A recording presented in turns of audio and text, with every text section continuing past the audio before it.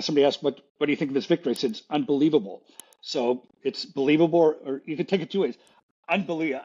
For me, it was not believable.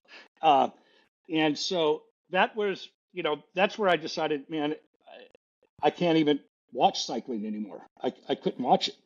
And the following year when he won, David Walsh was almost exposed him with Ferrari's training with Ferrari. Armstrong heard about it, preempted him, said he was using Ferrari for training for the hour record. But anyways, and David had tried to call me. I said, you're looking in the right place. Anyways, and by chance, I just, without looking at the number, I answered the phone. It was David Walsh. And I said, hey, David.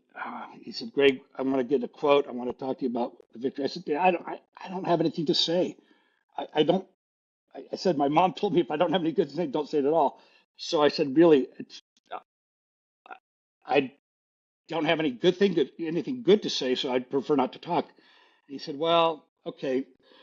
Would you think that his comeback, if he's clean, would be the greatest comeback in the history of sport? And I said, absolutely.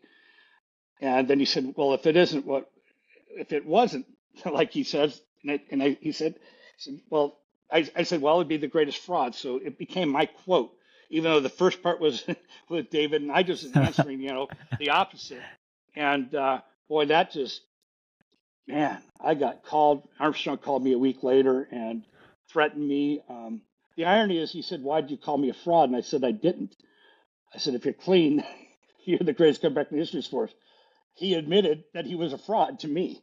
So, but that became a really difficult period because I had a thriving bike business, Trek. I was threatened that was going to shut down. I thought, okay, I'll just bide my time. That's going to end. He's going to get caught, and never happened. But it became clear that I was the enemy to Trek, and because I wouldn't go along, I wouldn't be part of the support group. And the irony it also highlights at that time how much cycling took off in a commercial sense, because we have you on one side, one of the greatest riders in the history of the sport, having retired with a completely untainted reputation, given a quote. We have Armstrong, who's come through, he's a post Festina affair rider with some quite dubious allegations around him, but the money and the financial interests have gotten so big in the period between you retiring and this Armstrong period of dominance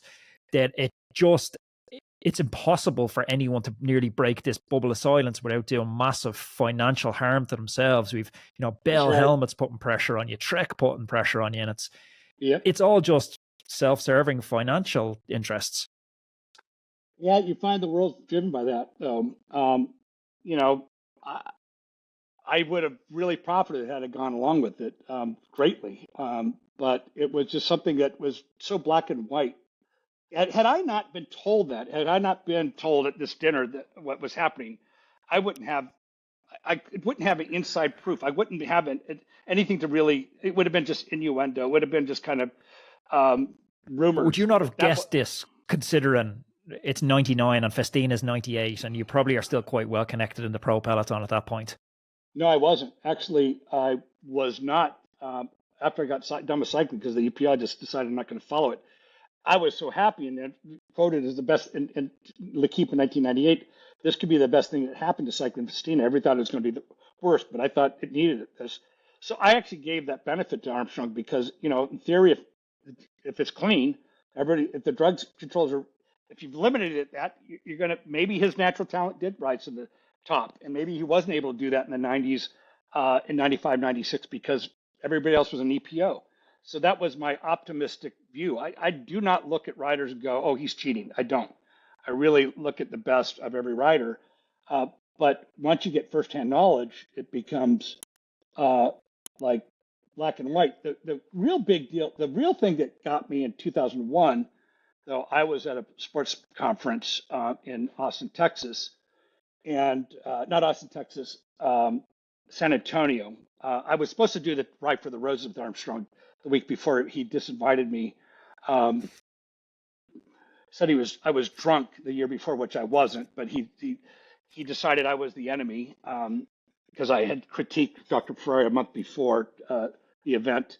Anyways, but I was at the sports medicine conference, and Dr. Ed Coy, who has done testing with him since 1991 till he turned pro, his ego, whatever it is, he was supposed to talk about ergogenic aids, like drinks and stuff, and he pulled up a slide of Armstrong, and I remember it like it was yesterday, and he showed a graph of his oxygen intake, 5.7 liters of oxygen.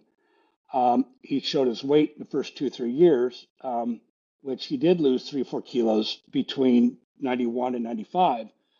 By the time but by 1999, it was only a kilo difference, not enough to make up that difference. And then they had a line from the lower left to the top right was mechanical efficiency. And they used Chris Carmichael as the expert who knows nothing, honestly, made a business out of fraud. Anyways, he claimed, his improvement was his mechanical, his body somehow 1 in a trillion somehow defied physics and physiology, that he improved 15 to 20% his mechanical efficiency. That's why he did well. It proved not to be the case. But what was shocking is that his 5.7 liters of oxygen translated his weight was a 78, 79 VO2 max, which meant no way in hell could he win the Tour ever. And it was such an average. So remember, I'm 68 kilos. I take in 6.4 liters of oxygen. He takes because 5.7. you can deduce someone's power to weight ratio based on their oxygen uptake capacity, is it? Oh, 100%. Our power output in aerobics is only is driven by your oxygen. It's how much. Remember, if VO2 max is it's critical because a high VO2 max allows you to maximize your aerobic capacity. If you're poorly trained, you might not reach that peak. The secret is your sustainable output should go as close as you can to your VO2 max. So you're about 90% of your O2 intake sustainable. So if I have a 92 VO2 max, even if I'm not really well trained, I should beat riders that are in 85. I look at that, my Tour de France in 1990, I had mono. I didn't come in there even close to my good shape, and I still won the Tour. That's why I said I was very blessed. But at 5.7 liters of oxygen, that's basically I'm more than a half a liter more oxygen at a lower weight. So I thought, oh my God, the watch that Ferrari bragged about him doing 475 watts of 500 watts of Madone. 500 watts at his weight would take over 100 milliliters of VO2 oxygen, VO2 max. That means he'd have to sustain in the 90s for 30 minutes. He had a 78 VO2 max, impossible. And so Hotakam, he averaged 475 watts, impossible.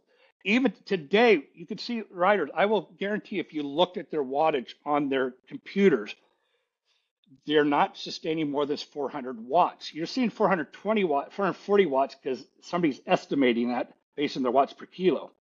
But their wattage output, remember, it's your weight to power ratio. If I was, let's say when I was climbing, if you look at the historically, most riders at a sustainable up was around 400 watts. That's over 45 minutes. You go short than that, 15 minutes, you can do 430, 450 watts. So, and I even argued with David Walsh. I mean, you talk about all these stories, but it's physics. It's like physiology. There's certain things you can't. The sport's been so competitive for so long, and there's been data produced. There is no miracle. There's no secret training. There's no secret diet. When I raced at the time, the diet was probably more balanced in the 80s. I would still eat the same as today, except I would be forced to starve myself and lose muscle mass. A lot has come out in the wash, in the last decade with, Armstrong holding his hand up and, apologizing to a bunch of different actors were in it. Did you ever get an apology? He wanted to, so I arranged a meeting in San Francisco. I forced him to sign a confidentiality agreement. So yeah, we met with his attorney and my attorney, and we signed confidentiality agreements. I knew that would drive him crazy because he wanted to say it publicly, but I did want to see if he was going to be honest with me. because I had information from a lawsuit with Trek that I knew that he was with Trek working to basically shut down my fitness company and other businesses. And I saw files on it accidentally. And I asked him, were you ever working with John Burke on this? And he lied to me. He said, no. I said, well, I know you're not being truthful because I saw the documents. I saw messages between you and John Burke.